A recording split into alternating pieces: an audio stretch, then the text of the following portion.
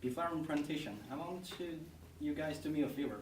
There's three ways of thinking, which from three different nationalities: Australian, Japanese, and Chinese new university teachers. So could you please help me to match all these thinkings to the correct one? Yeah. Do you have any ideas? Good question. Thank you. I need a year to travel. I think maybe Australia. Yeah, okay. How about- Somebody else? I think after many years study pressure, no one can deter me is Chinese. Chinese? Yeah, good. Yeah, the last one is Japanese. Excellent. Yeah, good. So Really? let us show you the answer.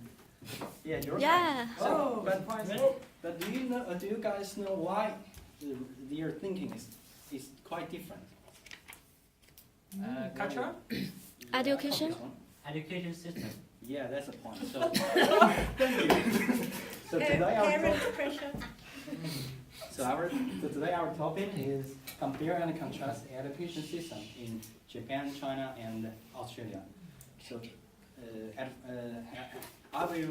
firstly I will talk about the teacher training system, and then Rena will give some information about entrance age and the subject range.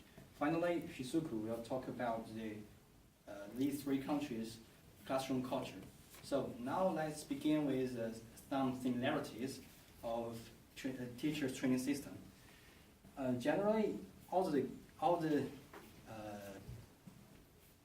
schools care about new teachers' background, which is not they are rich or not.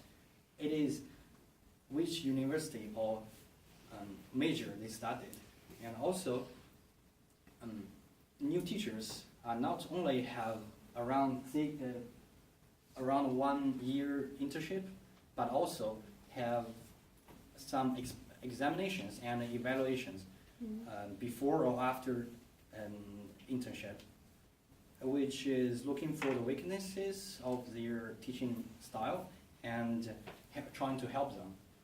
Finally, all the schools focus on new teachers' teaching quality, such as language, psychology, and personal morality.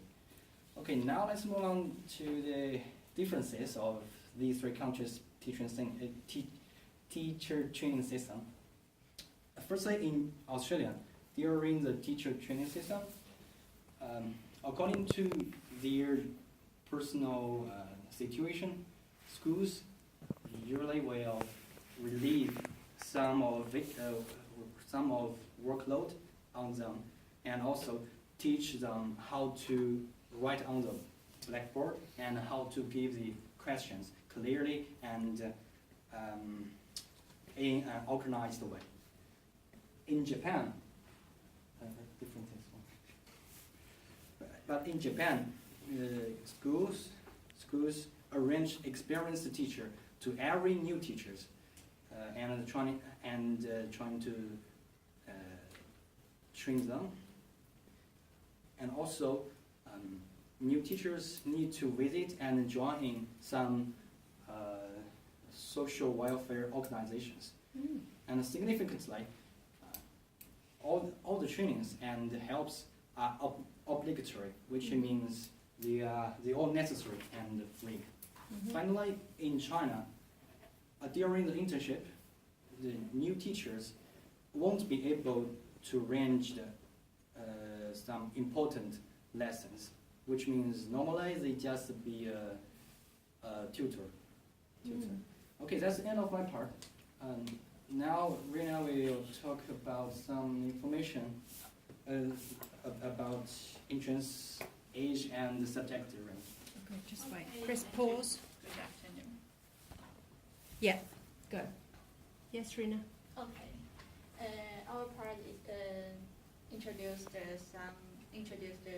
entrance age and exam. But before this, we can see that in these three countries, the primary school we spend 6 years, and secondary school 6 years, higher education. Maybe in Australia, some some major is 3 years, or some major is 4 or 5 years. But usually in Japan and China, we usually spend 4 years in the university and or college. After this is the graduate education. Yeah, the students spend maybe 3 or 5 or more than 8 years. Yeah, and okay.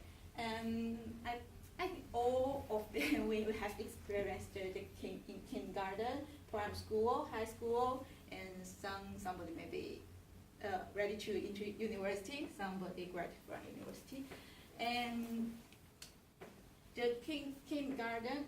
These 3 countries, the children in kindergarten is 3 to 5 years old, and after this, the students go to primary school. But in Australia, before primary school, they have a preschool.